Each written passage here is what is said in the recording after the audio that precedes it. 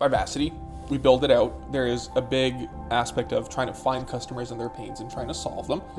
But for a significant portion of the work that we do, I feel like we spend a lot of time in IT consulting, right? That's been so far what's helped us keep the lights on, and it helps fund some of the product development. So I'm curious from your perspective, how did we start pushing towards consulting, as Vivacity was starting? Why go down this path? Generally, consulting is a little bit of an easier win than building out a product from the get-go.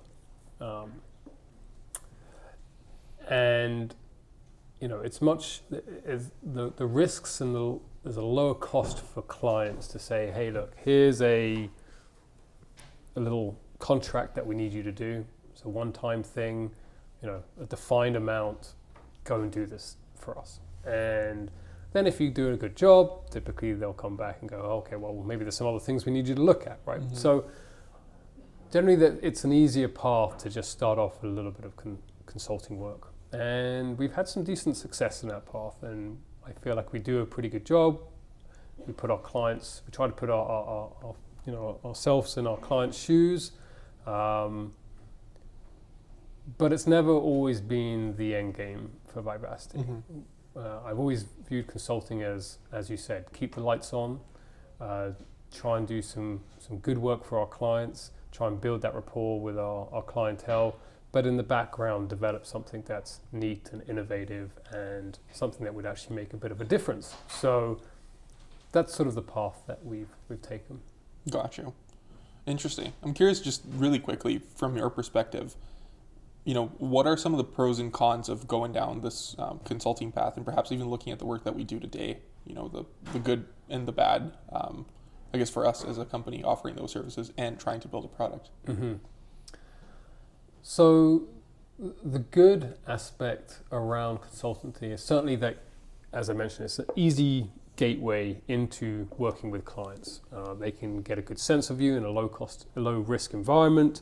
It's not too much money on the table, and you can build a relationship and try and make a difference with the work you're doing and align technology with the strategy of the organization, which is a lot of the work we do around that consultancy work. The bad thing about consultancy generally is that at the end of the day, you deliver a report or a presentation that has a good chance of gathering digital dust and not particularly going anywhere, right? And that's always, I found, the hard thing about doing that type of work is that it's good in the sort of the time frame that it's happening, and your clients get value out of it, but then attentions get switched because some other issue is going on, and then that work gets lost, and then it becomes very low value overall for the organization. So in terms of making a long-term difference, it perhaps doesn't have always the biggest impact it could do. Unlike, I feel, like a product, which is sort of somewhat the direction we're going in, it can have an immediate impact on an organization's efficiencies and operations, and it can continue to delight customers going forward, right? So there's that long-term value, that long-term benefit that clients get from a product, if it's a good product. Yeah. That is. So interesting. I'm curious, so from your perspective, where you're running this and there's a balance between trying to generate revenue to keep us going today and to fund our work today, and then also trying to create that long-term, long-lasting impact for our clients. How do you weigh the risks operationally of running an IT consulting operation, which might be a little bit more well-scoped and straightforward in a way, versus building out new products and exploring that long-term impact? And why are we building a new product now? What do you think sparked it to say, let's do this thing?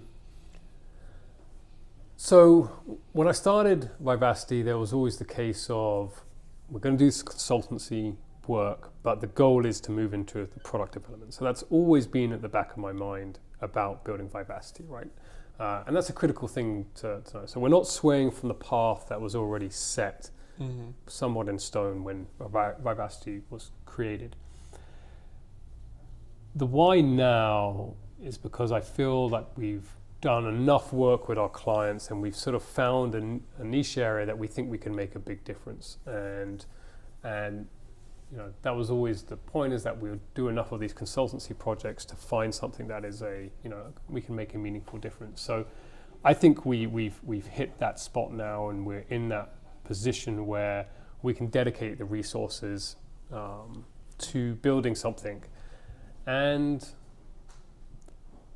there's always a chance it won't be successful. Mm-hmm. Right? There's not an insignificant probability that it would be not well received, but that's part of the journey, right? Mm-hmm. You're not going to get everything right the first time, and it's a good thing perhaps that we don't. And so, yeah, I think we've had some bumps along the road, but I think it's going in the right direction, and it's stayed the course of what Vivacity was intending to do in the first place. So, mm-hmm.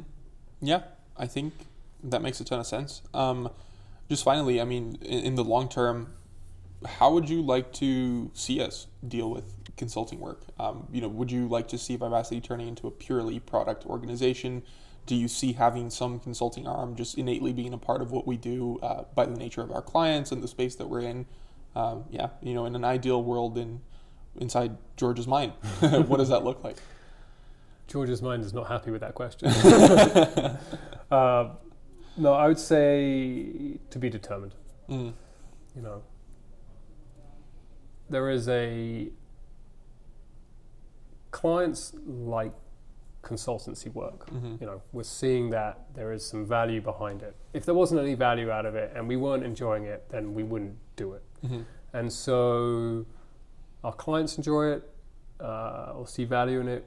We get some enjoyment out of it. We get to generate some revenue, bring on some new clients, all those wonderful things.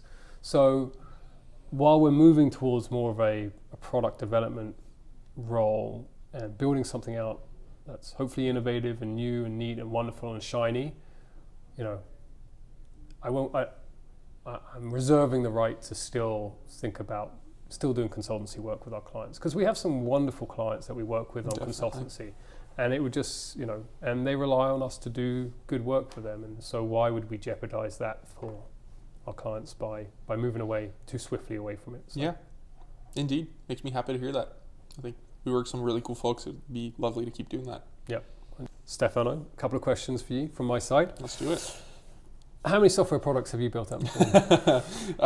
Yeah, good question. Depends on what you characterize as a software product, but I'd say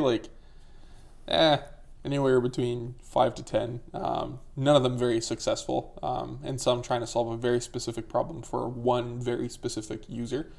First rodeo around trying to build something that works at scale for several different clients and that is maintainable in the long term.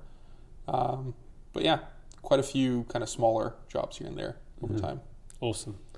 And this process so far that you've been going through, you've built out an awesome team for yourself, and the engineering side. Have you enjoyed it? What's been good? What's been bad? Yeah, I've enjoyed it a lot, much to my own surprise. Originally going into technology, I thought, my rationale was I want to avoid people because they're uncertain and hard to deal with. And computers, you just tell them what to do and they just kind of do it, unless you missed a semicolon, in which case they kind of catch on fire, which is fair. To my own surprise, the part that I've enjoyed the most has been around the team building. I think the technical challenges are very interesting and, just by nature of being challenging, they draw my attention a lot. But at the same time, I feel like those are slightly more, I have more of a process that I've figured out on how to tackle those challenges. And the interpersonal side of things is still very much uncertain. And, there's a lot of things that you don't control, and communication is a huge part of it. What's in my head isn't what comes out of my mouth, which isn't what goes into your ears, which isn't what your head interprets, right? So there's layers of trying to communicate properly. And that part's been fascinating. I think, we've built an incredible team. I attribute 99% of that to luck. I don't know, if I'm not resourceful enough to do that by design, but I think somehow it's worked out, and I'm super grateful for the team that we've built. And it makes every day a ton of fun. Like just before recording this, we were facing several problems and we're under, a pretty significant deadline for getting things ready. And yet it was all people were smiling and laughing, and we were frustrated together, and we were then happy together once we figured it out and all that. And yeah, it's a really neat part of the process and super enjoyable. Awesome.